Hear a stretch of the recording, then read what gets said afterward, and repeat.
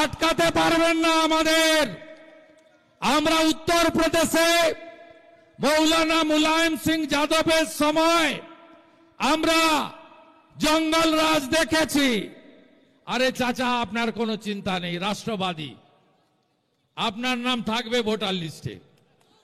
কোন ভারতীয় হিন্দু মুসলমান সবার নাম থাকবে, বাংলাদেশি মুসলমানের থাকবে না, রোহিঙ্গার থাকবে না, মৃতদের থাকবে না, ভুয়া ভোটার থাকবে না, একজনের নাম 3 জায়গায় থাকবে না।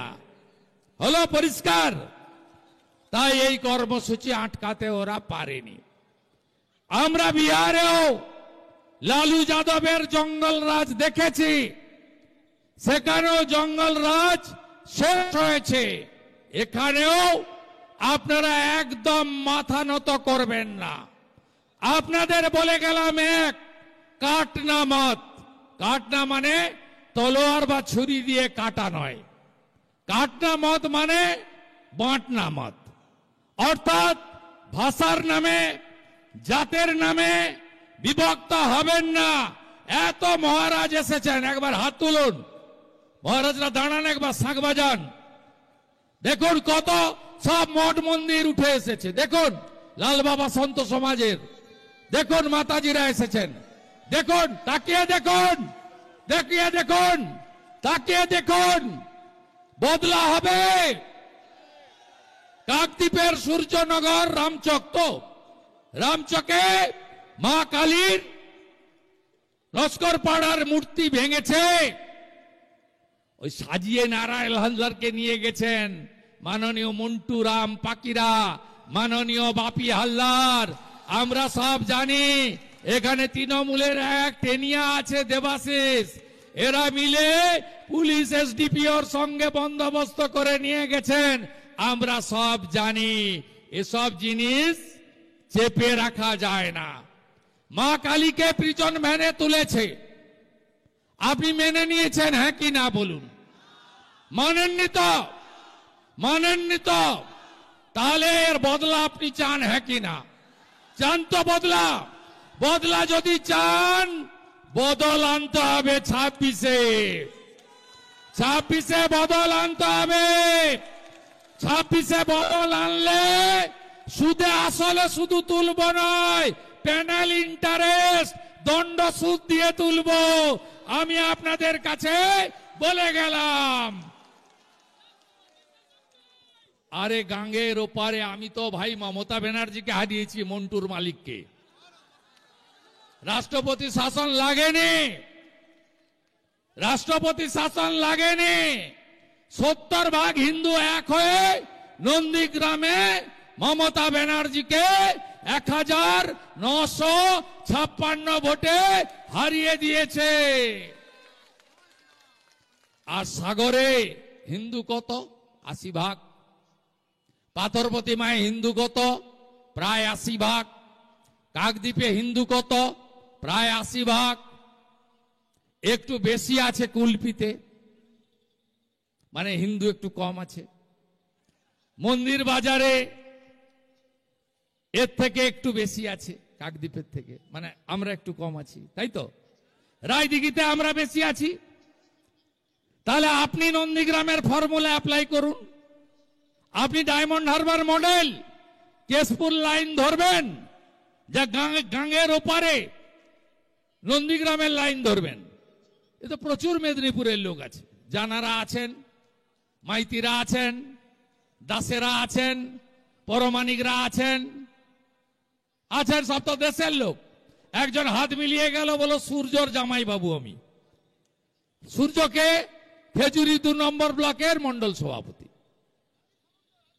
রাজীব সামন্ত, ওপারটা সূর্য। সূর্য আমাদের এখানে সব আমরা আত্মীয়। অতএব আপনারা যদি ঐক্যবদ্ধ হন, ভয় আমরা কাটিয়ে দেব। 21-এ অত্যাচার করার পরে 24-এর লোকসভা ভোট তো লুট করে নিয়েছে, গণনায় লুট করে নিয়েছে। আপনাদের আমরা কথা দিতে পারি যে আপনারা গ্রামে গ্রামে ঐক্যবদ্ধ হন, ঐক্যবদ্ধ না হলে এই সূর্যনগরের মতো নস্কর পাড়ার মতো ঘটনা ঘটবে। এবং তারপরে জগদ্ধাত্রী পুজোতেও দেখেছেন মন্দির বাজারের মল্লিকপুরে, সেখানেও মা জগদ্ধাত্রীর পাঁচটা মূর্তি রাতের অন্ধকারে ভেঙে দেওয়া হয়েছে।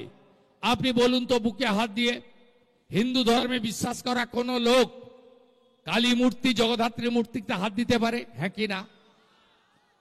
কে হাত দিতে পারে?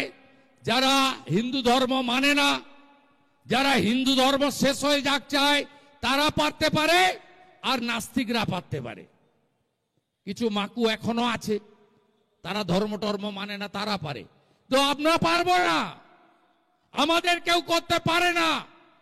আর আমরা বলছি এই জিনিসগুলো ঘটছে কেন? বাংলাদেশের রোগ এই বাংলাতে ঢুকছে কেন?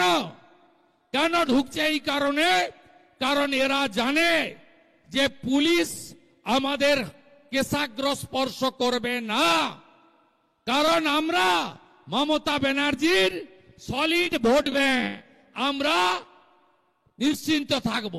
এই জন্য পশ্চিম বাংলায় আজকে এই অবস্থা। আমরা আজকের কর্মসূচি করেছি, মাতা কালীর অপমান মানছি না, মানব না।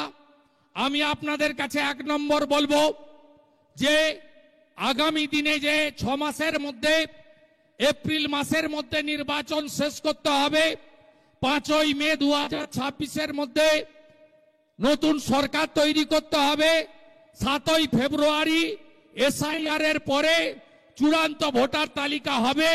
কি বলেছিল এসআইআর এর আগে? পিসি কি বলেছিল?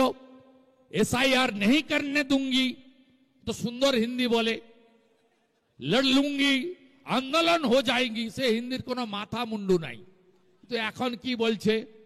এখন বলছে বিএলওদের উপর নজর রাখতে হবে, বিএলএ 2 দিতে হবে, অর্থাৎ গিলে ফেলেছে এসআইআর।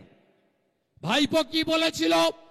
অন্য যেখানে পারেন করে নেন, এসআইআর করতে দেব না, গাছে বাঁধবো, রক্ত গঙ্গা বইয়ে দেব, কত বড় বড় কথা, লম্বা লম্বা লেকচার। ভাইপো এখন কি বলছে? বলছে না, এসআইআর এ নজরদারি করুন, আর যদি প্রকৃত ভোটারের নাম বাদ যায় তাহলে আমরা দিল্লি যাব। কত লোক নিয়ে যাব? 1 লক্ষ লোক নিয়ে যাব। এর আগে যখন 100 দিনের টাকা চুরি করেছিল, প্রধানমন্ত্রী আবাস যোজনার টাকা চুরি করেছিল, তখন বলেছিল 10 লক্ষ লোক নিয়ে দিল্লিতে